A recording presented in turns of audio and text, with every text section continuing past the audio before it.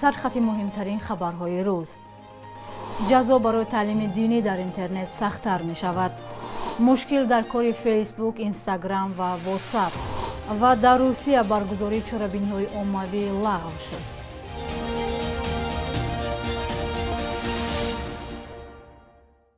سلام بیننده‌های عزیز، خوش آمدید به برنامه نوید بامدادی. پارلمان تاجیکستان با وارد کردن تغییرات به کودکس جنایی تاجیکستان جزا برای تعلیم غیر قانونی دینی را توسط اینترنت سخت‌تر کرد.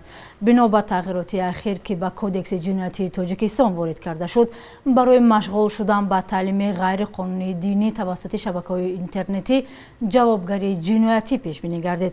وکیل مجلس نمایندگان روشن رجب‌زاده در شرح این تغییرات در جلسه وکیلان گفت من بعد برای غیر قانونی به راه ماندن تعلیم دینی از جمله توسط شبکه اینترنت جوابگری جنایتی مقرر کرده می شود، حتی اگر این کردار خصوصیت دینی اکستریمیستی نداشته ولی دوام سال پس از تطبیق جزای مأموری برای چنین حقوق ویرانکنی ها صادر شده باشد. در چند سال اخیر ده ها روحانی برای تعلیم دینی اسلام که حالا در تاجیکستان غیر قانونی دانسته می شود بازداشت و مجازات شدند. از این رو برخی از ساکنان میگویند جایی برای تعلیم درست دینی گرفتن فرزندانشان وجود ندارد. در گذشته در اکثر دهات تاجیکستان ملاهای دهه بر نورسان تعلیم ابتدایی دینی میدادند. روز دوشنبه 4 اکتبر در کار شبکه‌های اجتماعی فیسبوک و اینستاگرام اینچنین پیام رسانی واتساپ مشکل پیش آمده است. در این باره پایگاه داون دتکتور اطلاع داد. کاربران نیز درباره وجود مشکل در کار این شبکه‌ها در گوشه‌های جهان از جمله تاجیکستان گزارش دادند. یکی از کاربران در تاجیکستان نوشت فیسبوک و اینستاگرام گشوده نمی‌شود، حتی با واسطه فیلتر شکن، نه از کامپیوتر و نه از تلفن. شبکه‌های اجتماعی فیسبوک، اینستاگرام و پیام رسانی واتساپ در تاجیکستان معروفند. سبب مشکل در کار آنها گفته نشده است. مارک زوکربرگ بنیادگذار فیسبوک 4 ساعت پیش در صفحه‌اش نوشت که این شبکه‌های اجتماعی به کار آنلاینی خود برگشتند و از کاربران برای مشکلی پیش آمده عذر خواسته است. نیروهای طالبان صدها پناهجوی افغان را از ناحیه اشکاشیم افغانستان هم مرز با اشکاشیم تاجیکستان رانده به گروه باقی‌مانده یک روز مهلت دادند که این قلمرو را ترک کنند. بنا به گزارش ها در اشکاشیم نزدیک به 2000 پناهجو جمع آمده بودند. والی طالبان در بدخشان افغانستان از این افراد بی‌جا شدگان داخلی نام برده است. صدها پناهجو در حالی از مرز به تاجیکستان رانده شدند که دوشنبه در بیشتر از یک ماه اخیر به درآمد آنها به خاک کشور اجازت نداده است. آسان و دسترس خبرهای نو را از کانال تلگرامی رادیوی آزادی پیدا کنید. در روسیه بنابر سبب خروج بیماری کرونا ویروس همه چرابین‌های عمومی بیکار کرده شدند. آنا پاپو و راهبر روسپادربنادزور در جلسه ریاست شورای هماهنگسازی مبارزه با کرونا ویروس گفته است من بعد همه گونه چرابین‌ها تنها با قرار سردختری سانیتری دولتی گذرانده می شود. با گفته وی بیماری کووید 19 در 67 منطقه افزایش یافته است و وضع عمومی در رابطه با بیماری کرونا ویروس وزنین ارزیابی می شود. یادآور می شویم که روز گذشته در روسیه 890 نفر از بیماری همگیر فوت دیدند که این بلندترین نشان دهنده فوت از زمان اوج کرونا ویروس در این کشور می باشد. در تاجیکستان ترمیم و بازسازی شهر پنجکنتی قدیم آغاز یافت که با سرمایه‌گذاری ایالات متحده آمریکا جریان می‌گیرد. یادگاری مشهور ارخئولوژی 17 هکتار مساحت دارد و طرح احیا و حفظ آن در آزمون نگهداری یادگاری‌های باستانی آسیای مرکزی پیروز گردید. جالب است که طرح را یک سازمان غیر دولتی پیشنهاد کرد و اکنون به اجرایش سر کرده است.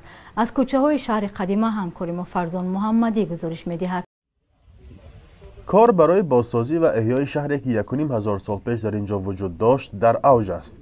همیشه درباره پنجکنتی قدیمه بغیر از دیوارنگاره‌های مشهورش که اکنون در ارمیتاژ قرار دارند گفته میشد از کمترین شهرهای باستانی است که میشود در کوچه‌هایش قدم زد.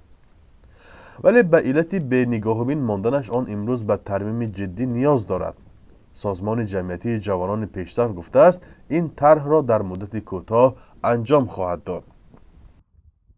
این لایحه ما دوامناکی لایحه 1 سال و 6 ماه پیش بینی شده است و مبلغ این زیاده از $170,000 آمریکایی است و اساساً قسم اساسی مبلغ برای برقرارسازی و تعمیر همین موضع استفاده برده می شود و البته این در اینجا در دایره این لایحه نه تنها هم برقرارسازی و تعمیر همون دستنویس ها همون گویم معلومات ها جمع آورده شده به طور کتاب هم نشر می گردد.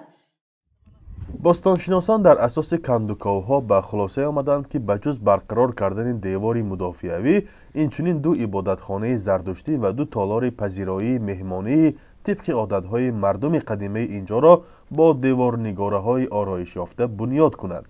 این طرح را عالمان هنوز در زمان شوروی پیشنهاد کردند ولی تنها پس از 30 سال پاشخوری آن مبلغ طرح از طرف حکومت آمریکا رسید. ما سالهای 90 یک کوشش برقرار کرد ترمیم ترجیح و ریکنستروکسیون کنسرواسیون کردن همین یادگاری را سمت ساختیم که وای نرخ همون دوره پولی دوره سریت 200,000 می استاد. ما همین سوم پولی روش دادیم. همین ما برقرار کردیم. همین سمیت در دست ما حاضر هست. لیکن سالهای 90 این از حساب عمومی اتفاقی بود. از فوند عمومی اتفاقی SSR جدا کرده میشد که همین ما تیار کرده پیشنهاد کردیم. افسوس که حکومت شوروی برهم کرد این لایحه ما برهم کرد. در اساس لایحه تا سال 2023 قسمی از شهر پنجگند قدیم که زیر خاک محفوظ است برقرار کرده می شود. هنرمندان طرح آن را از خشتزنی تا لایکاری به همان زمان موجودیت پنجگند قدیم مطابق می سازند. کارهای حفریاتی در پنجگند قدیم با جلب باستانشناسان داخل و خارج سال 1947 آغاز شده و اساساً عالمان روس سهم گذاشتند. آخرین نماینده آنها بریس مرشک در کنار این یادگاری دفن شده است. پنجگند قدیم که تمامی الیمنت های شهری اینجا موجود هست، تمامی علامت های شهری را اینجا پیدا کردن و برای آموزش اینجا یک منبع عموما تاریخی شد. بنابراین توجه به پنجگند کرد. پنجگند قدیم بعد سرعزم دومین یادگاری تاریخی اینجاست که برای خط موضعهای سیاحی جهان وارد شده است. تا زمان بیماری همگیر حدود 20,000 سیاح به دیدن این شهر قدیمه می آمد. بخش یک روز تاریخ را که همکارمان خیرامان بقازاده تهیه کرده است همراه می بینیم تا از مهمترین تحولات تاریخی برای امروز بخبر نمانیم.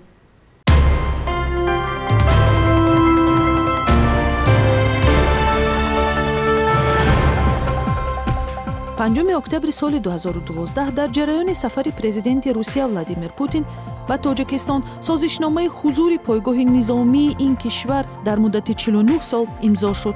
7000 سرباز روس در خاک تاجیکستان را عملاً چون رمز حضور دولت روسیه در این کشور ارزیابی می‌کنند. روسیه گفته است در صورت تهدید به امنیت تاجیکستان و در چهارچوب همکاری‌های شریکی استراتژی و سازمان پیمان امنیتی دسته‌جمعی پایگاه 201 به کمک می‌شتابد. 5 اکتبر در تاجیکستان از سال 2009 همچون روزی زبان تجلیل می شود. در این روز پارلمان تاجیکستان طرح نوی قانون زبان را تصویب کرد و روز عید زبان را که به مناسبت به زبان تاجیکی دادن مقام دولتی در تاریخ 22 ایول سال 1989 در همان سنه تجلیل می کردند به 5 اکتبر کوچاندند. در تاجیکستان در 30 سال استقلالیت بارها تلاش اصلاح زبان و قاعده‌های املا برپا شده مقامات و کمیته زبان برای ایجاد سردرگمی در معیارهای یگانه صرف و نحو انتقاد می‌شوند. 5 اکتبر سال 1952 پرزیدنت تاجیکستان امامعلی رحمان تولد شده است. او از سال 1994 5 دفعه در انتخابات پرزیدنتی برنده اعلان شد. او را در این دوره برای ایجاد ثبات و آرامی و یک اندازه بهبود بخشیدن وضع اجتماعی و اقتصادی ستایش و برای ایجاد حکومت خودکامه عائلوی انتقاد می‌کنند. بانک ملی تاجیکستان ارزش سامانی را نسبت به اسعار خارجی برای امروز 5 اکتبر چنین تعیین کرده است.